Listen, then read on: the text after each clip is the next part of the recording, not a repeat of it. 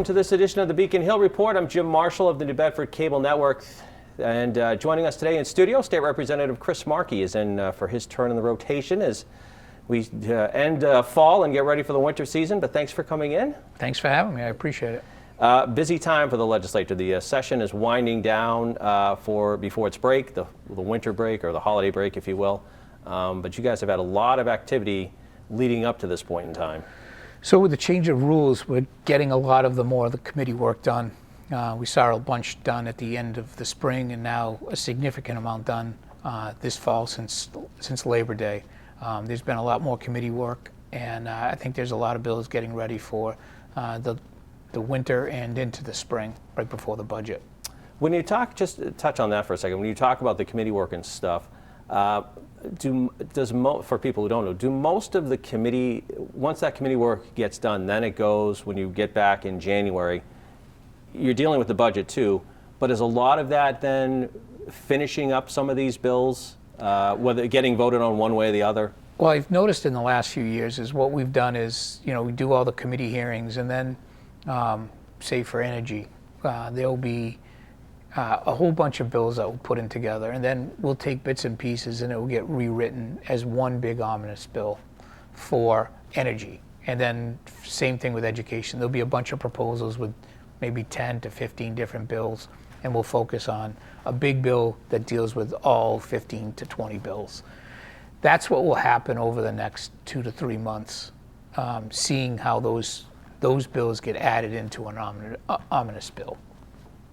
You introduced a bill, one of the co-sponsors of a bill to talk about street takeovers, which has been an issue in New Bedford, but really all across the country. And you're talking about, in the bill, I guess, more severe penalties for those involved with street takeovers, which people have a hard time seeing and police have a hard time enforcing. Talk a little bit about the bill. So two things that come out of that bill is, one is it's an enhanced penalty, but it also increases the elements that the government must prove against an individual. So it's not just your simple operating negligently or operating recklessly. It's added the elements of participating with or coordinating with 2 or more people, and that you're hindering traffic. That crime would then create an opportunity for a forfeiture of a vehicle that participates in that type of conduct. Much like money that is seized and forfeited in drug cases, or vehicles that are purchased as a result or used during the commission of drug dealing or anything like that. So that's one aspect of it. The other one is that we have a portion of the bill that deals with disorderly person disturbing the peace while masked. Currently, the current law is if it's a first offense of disorderly person, it's only a $150 fine. What I've added is, again, enhance the penalty, but also enhance what the responsibility of the government to prove is. You'd have to have that same conduct that would be illegal, but you're doing it while masked. And if you do that, there would be a potential jail sentence and up to a $500 fine. We hope is that they deter the people from conducting the behavior that they're conducting when they go out and they take over a street, an intersection, disrupt all the traffic, disrupt businesses, disrupt pedestrians walking down the street, scaring the daylights out of them. All of those things, I hope, would be deterred as a result of the potential for forfeiting these vehicles. So that's really one of the things, the goals behind it is deterring it. But at some point we need to really address the issue of trying to prevent it, and giving more ability to the state police or to any local police to have access to real-time communications between these individuals through social media. You were talking about that. Touch on that a little bit. So the big thing is they use private conversations through social media platforms, and trying to be able to detect where they're going to be, where they're going to show up. Many of the people that were involved in the Boston one back in October, where we all saw the cruiser catching on fire, those people came from New York and Connecticut and Rhode Island as well as Massachusetts. So it's not like it's something that, hey, it's a bunch of neighborhood kids getting together and doing something. It's planned. It's well orchestrated, and it's all done through social media platforms. So having access to that information is really important. Identifying the leaders of those organizations, the ones who create those platforms, making sure that we have access to that, and then we could probably prevent it. Because if they say, hey, we're all going to show up at the Octopus in New Bedford, and then when they get there, there's 12 cruisers there, well, I don't think they're going to do that anymore. So that's another aspect of what we really, that's a long-term plan to try to figure out how we can get that technology and then also the rights for the government to do that. It's an issue that frustrates police to no end. It really is. Oh yeah, they know the dangers of it. And they're sort of hamstrung as to what they can do. Well, right now they are. Right now I think they're having a tough time understanding how the courts work when they see these guys for charged with disorderly person. When they get involved in this, they walk in, they can even plead guilty and pay $150 and walk out. I just don't think that's right. The other thing is they see the guys get back in their vehicles the next day. So if we can prevent those two things from happening, I think it's going to be enough of a deterrence to prevent people from doing it. I was asking you too, is this prevalent in smaller communities? You always see it on the news, it's always in the big cities and what have you, but is this prevalent in the smaller communities that you represent? It does happen. I mean, like for example, in Dartmouth, Route 6, they'll travel between Fall River and New Bedford and a big pack. But the night of that Boston incident, that went from Boston, in the south end of Boston, to Randolph, to Middleborough, and then they caught someone in Somerset. So those platforms allow these people to move really quickly. And technology is trying to keep up, and our laws have not kept up. So I think we'll be able to do that, but it's going to take some time and some convincing of some people. This has a lot of support in the legislature right now, it seems, from what I've read. The two bills, or the one bill that I have, yeah, a lot of people have said they really like it. They think it's a good idea. Another issue that just came up recently too, that I know you've been dealing with for a while now, the state pier, that in the last month or so they've had to close a portion of State Pier because it's unsafe. Talk a little bit about that, and because it deals in a sense with the proposals that the RFPs that you've been dealing with as far as enhancing State Pier. Yeah. First off, whenever you address a problem, right, you got to admit you're wrong, or you got to admit that there's an issue. There's clearly been an issue with State Pier, and not just the last 10 years, but it's been 60 years really since we really did anything with the State Pier. A couple of cosmetic changes have occurred. Some infrastructure things we've made into a cold storage there. All those things in the last 10 years or so. A lot of work has been done. But the real meat and potatoes of that is the infrastructure that's supporting it. And in the last month, they discovered that there's real issues on the south side of the pier, and that needs to be addressed. For several years now, there have been fishing vessels on the south side of the pier. There's also been the Ernestinas over there in the southwest corner, as well as the Cuttyhunk Ferry. Those are going to have to move over. So I think the Cuttyhunk Ferry is going to be on the north side for a little while. But we're going to find locations for those things. We've been insisting on that and making sure the Cuttyhunk Ferry has access to a crane so that they can go back and forth with supplies. So I expect that to happen. But the real thing is we've had a long-term plan for the State Pier and try to bring back some of the commercial retail space at the west end of it. I can see that happening now, but there's a lot of infrastructure that needs to get done before that. One of those is fixing the pier and the bulkhead that faces the south. That needs to get done pretty quickly, as well as the north side is already going to start work on that where the C Street Ferry is. So hoping that those two things can get done in the next 2 to 3 years. Does it delay the timeline that you had hoped with the RFPs and what have you? No, this work, we all knew that this work needed to get done at some point, but not only the physical infrastructure of the pier needed to get updated. I mean, no one's going to put in a big amount of money into the State Pier, private sector people, unless this gets completed. This kind of speeds it up, I would think. Okay. The other side of it, though, is we want to make sure that whatever utilities we need, whether water and whether it be electrical, whatever else there is, we want to make sure that that all gets done now when we're doing these major repairs to the pier, so that we're not coming back in 3 years and saying, hey, well, we need to do this now. Let's just do it all at one time. Do you? Yeah, you were talking about that. You want this, if you're going to go close it down, you want it to get everything done at one time.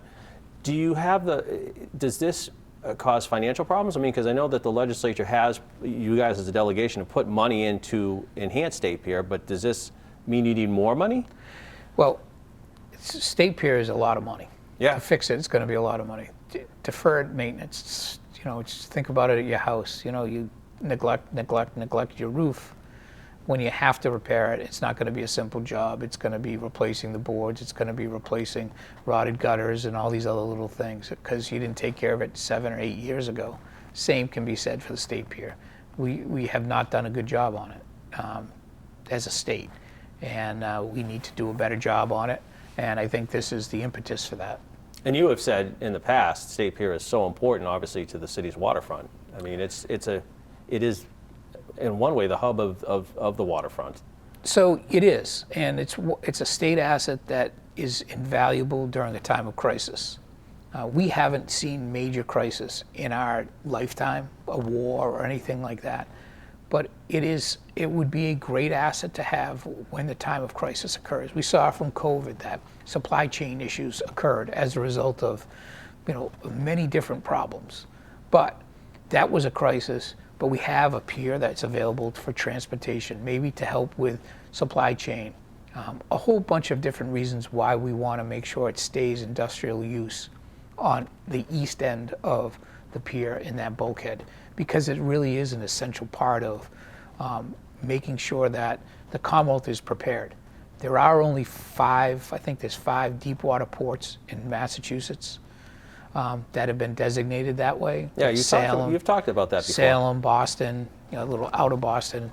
Then you have Fall River, Brayton Point area, and then New Bedford. So having that access is really important to make sure that the infrastructure is available in a time of crisis. And I think in the meantime, it can be utilized quite well through the private sector. And we've talked in the past about how the state, different departments in the state have been in control of State Pier too. I mean, the responsibility of State Pier really has been a question for a while too. I know DCR has it right now. Yeah, it's been done poorly. That's what I can tell you. We could point the fingers at 10 different people and say, hey, this happened. But ultimately, it has not been done well. And hopefully, that's why I think in the last 8 years, we've really tried to focus on finding a solution to that and having designated, mass developments involved in it. That change is good. They're professionals in this type of thing. So we believe that that's a good move. We've run into the same problem at DCR at the marina. Yeah, we're going to touch on that. But just quickly, though, the other state piers that you're talking about, the deep water, are they all in the same predicament with the state? So there's only 3 state piers. Oh, there's 4. There's Plymouth, which is really a pier that looks like the Mattapoisett Wharf. Yes. And then there's, in Gloucester, there's a state pier that is used primarily with fishing and storage. Then there's a state pier almost underneath the Braga Bridge in Fall River. That you might not even know it's there, but that's a state pier, and then the New Bedford State Pier.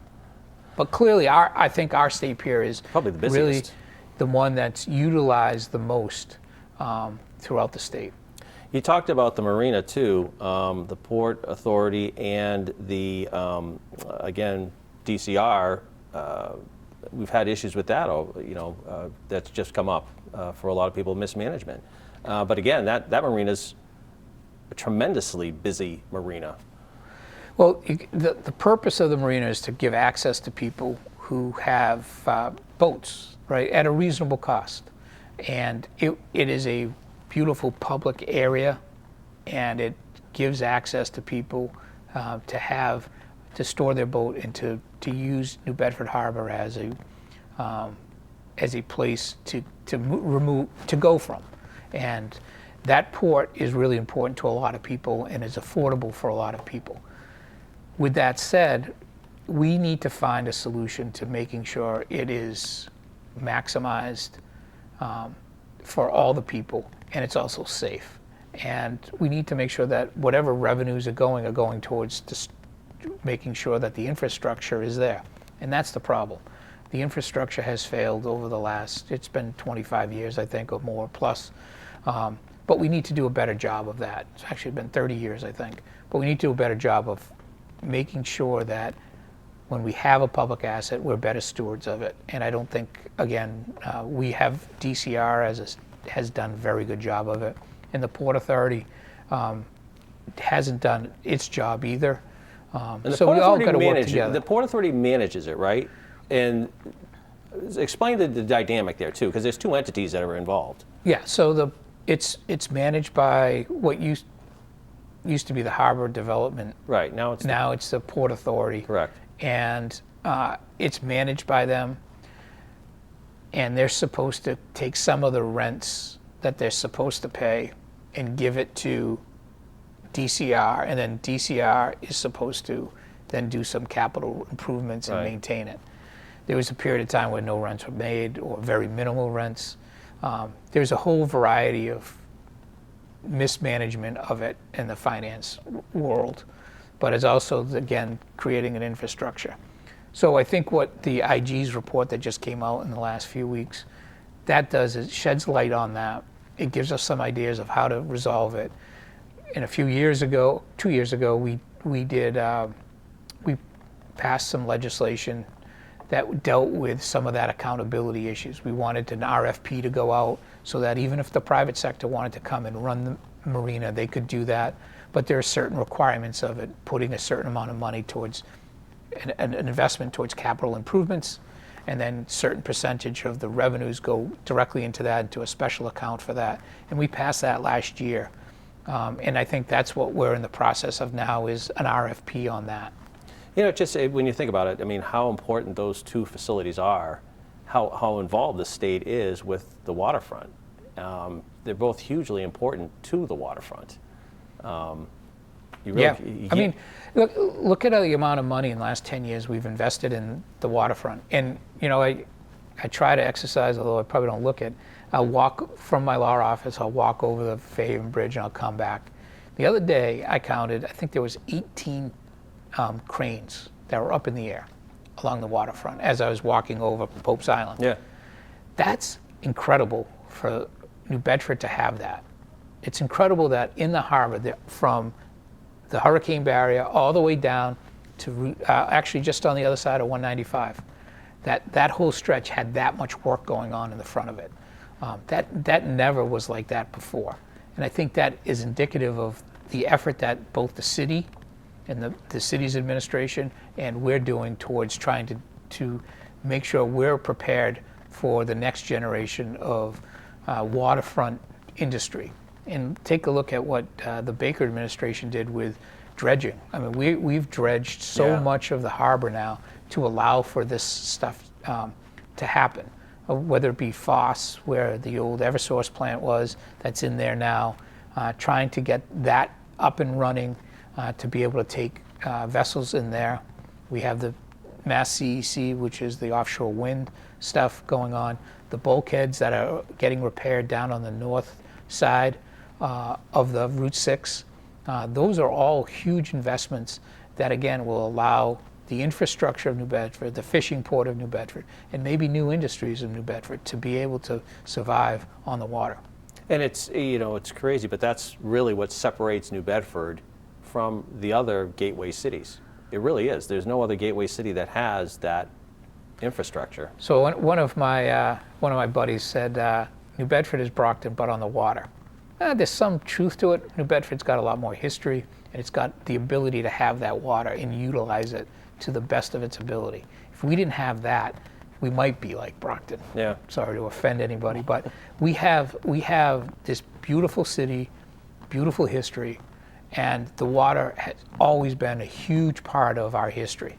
And I think that when we start to invest that type of money into the infrastructure, what happens is people are confident in it, people are willing to invest in it, and that's private sector money coming into New Bedford to help people create jobs, to manufacture items, to make the economy of New Bedford much better if we have that waterfront all set and ready to roll for the next industry. Talk about, too, we got about 10 minutes left, but I wanted to chat on a couple of other projects that we've touched on. But I know we had DOT in here, Valerie from DOT, talking about the Route 195, Route 18 rehabilitation project, which is undergoing right now. I know they're doing stuff.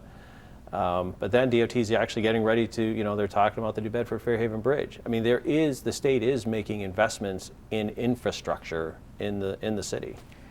Huge. And this is one of the things when I first got elected, people say, oh, we get nothing down in southeastern Massachusetts, we get nothing in New Bedford, we get nothing in New Bedford. Well, we look at probably $200 million in dredging in the last 15 years. We got a $120 million pier in New Bedford. We got a $320 million project going on Route 195 and Route 18 exchange, which I think, again, it goes back to, is it well prepared, and has DOT done their job in relation to making sure it's well organized? I think with DW White and Mass DOT, years of preparation for this project, years. And it is going smoothly. Just last week, they switched the lanes over going westbound, that you're now more in the median and into the eastbound, the former eastbound lane. And they're going to be ripping up the whole conduit on the north side and ripping that up and putting up a whole new highway there. And then they're going to rotate through. So I see it as it's very well organized. The contractor is great. They've worked well together. I even actually took out ads on the local radio station to warn people of it, that this traffic could be worse. Some of the side streets, maybe Cogswell Street is seeing some of it, Washburn Street is seeing some of it, even Route 195. But I think people are being creative in trying to avoid that area. And the other thing is they're using Route 6 more, which is good, so that it diverts all the traffic. If you're coming in from Marion or Mattapoisett or Wareham, get off at 240 and go down Bridge Street, get onto Route 6 and go over the bridge if you're coming into New Bedford. Right. It makes sense. And the bridge is still, as you were talking about off camera, that's still in the pipeline too, that there's a commitment to have that bridge replaced down the road. Yeah, that's in the not too distant future, really. Yeah, it's all in the design phase. We're getting there, and I think it's going to work. It's just a matter of getting a little more done to get to that 25% design phase. And another bridge that you were talking about, I just want to touch on that too. The Payden Bridge is something that you've talked about needing to be replaced too. Yeah, that needs to be replaced. We did a great job on about 6 or 7 years ago doing the causeway over, which is magnificent now. More and more people, it's safer. People are walking all the time. I don't think there's ever a time where I'd go over the causeway and there isn't someone walking there. Oh no, there. You're right, absolutely right. And before that, I think people were scared to walk. It was dark. It was not, the sidewalk was poor and all that. But the bridge portion of that causeway needs to be replaced. It's very old, and finding parts becomes more and more expensive, just like the Fairhaven Bridge, New Bedford Fairhaven Bridge is. Trying to find parts, trying to get replacements, trying to fix those things gets more and more costly each time. So there's a plan in place to try to get to that point of getting a new bridge in that location through, again, a lot of state funds, federal funds, and from the local people. So, again, it shows, too, that the delegation is working hard to get these projects completed, because they do need to be completed. Well, look, this is talking about the public investment of things, right, on the New Bedford waterfront. Whether it be, you see all the restaurants that are open in New Bedford, you fix up the State Pier, you have the CEC terminal. In a smaller way, you look at what has happened in Payden with the causeway. Mm-hmm. There are all types of storefronts. They're all full now. It's a great time to go down to South Dartmouth, because you see all the lights on at the holidays. They have a big festival. I think it's Saturday night, next Saturday, which would be, I don't know, December 6th or something like that. But they have their holiday stroll, tons of stores.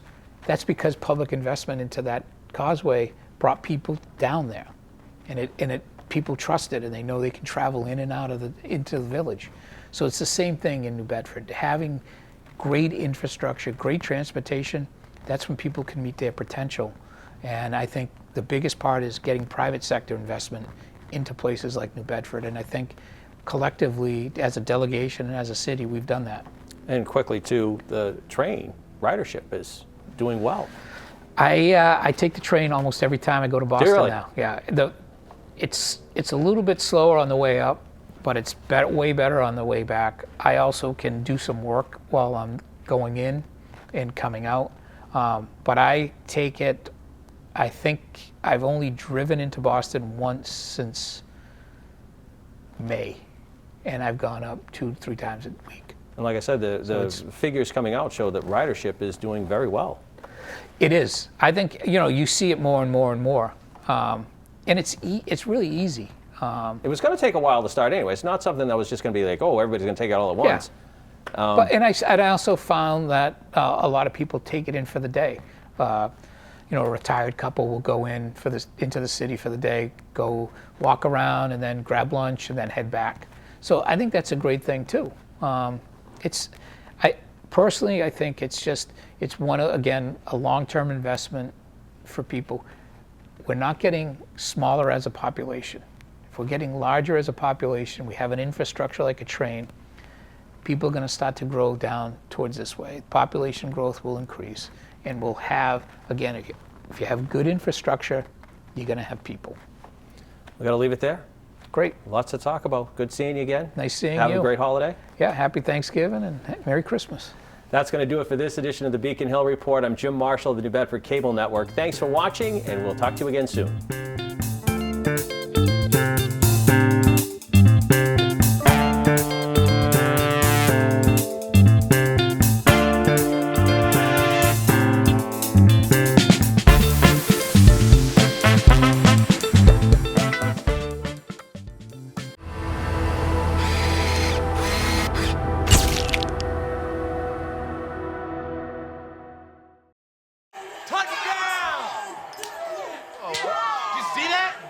We scored? Yeah, we scored. We're going to the playoffs. I can't believe I missed that. Every time I'm buzzed, I spend too much time on my phone. What? I should take your phone away. No. I'll call for a ride. Hey, why does my face look like that? I'm playing with these new face filters. Okay, you know what? Yep, that's mine. But I need that back. No.